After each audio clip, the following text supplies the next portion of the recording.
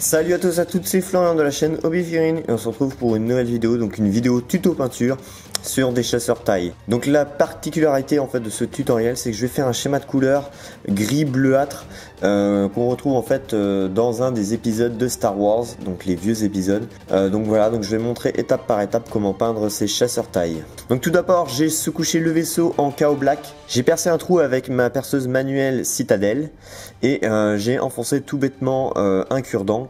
Donc ça va me permettre en fait tout simplement d'avoir une bonne prise en main de mon vaisseau pour pouvoir le peindre.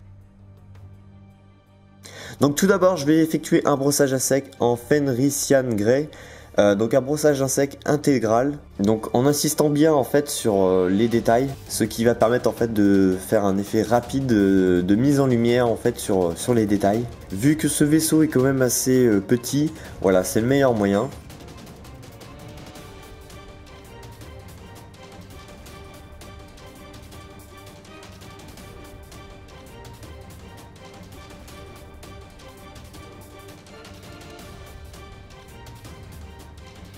Donc j'effectue un brossage à sec en éclaircissement avec de la P3, donc c'est l'équivalent en fait tout simplement de la peinture précédente avec une petite noix de blanc, donc 50-50. Cette P3 que j'utilise est vraiment très bien, car elles sont vraiment adaptées en fait pour éclaircir finalement certaines gammes de peinture Games Workshop. Donc vous voyez qu'il y a une nuance beaucoup plus claire. Donc voilà, donc vous pouvez avoir le même équivalent en mélangeant avec un peu de blanc comme je vous ai dit. Donc un brossage à sec beaucoup plus à sec que le premier. Voilà, j'insiste vraiment pas trop. C'est vraiment un voile léger de brossage à sec. Et voilà, le tour est joué pour la couleur gris bleuté. Ensuite en Abaddon Black, je vais tout simplement effectuer la couche de base, tout simplement sur les endroits où voilà il y a du noir, donc c'est-à-dire les ailes. Donc voilà, donc diluez quand même votre peinture, voilà, pour pas trop charger, pour pas que ça fasse un côté trop brillant et que vous, tout bêtement, vous dépassez une couche trop épaisse sur vos détails. Ensuite, même chose sur le cockpit, donc vous venez recouvrir, vous attendez que ça sèche et voilà, le tour est joué.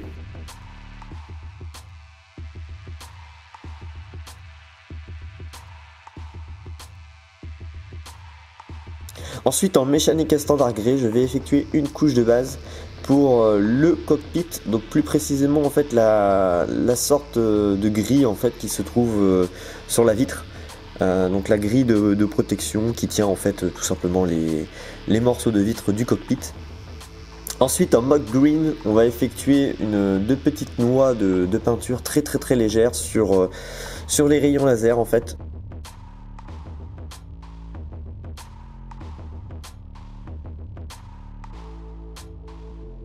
En Evil Sunz Scarlet, on va faire à peu près la même chose mais en arrière du vaisseau, donc les petites diodes en fait qui se trouvent derrière au niveau du réacteur. Et ensuite on effectue un dégradé, donc une petite pointe de blanc tout simplement au milieu. Donc vous prenez votre pinceau le plus fin et ça va faire en fait un effet de lumière de diode.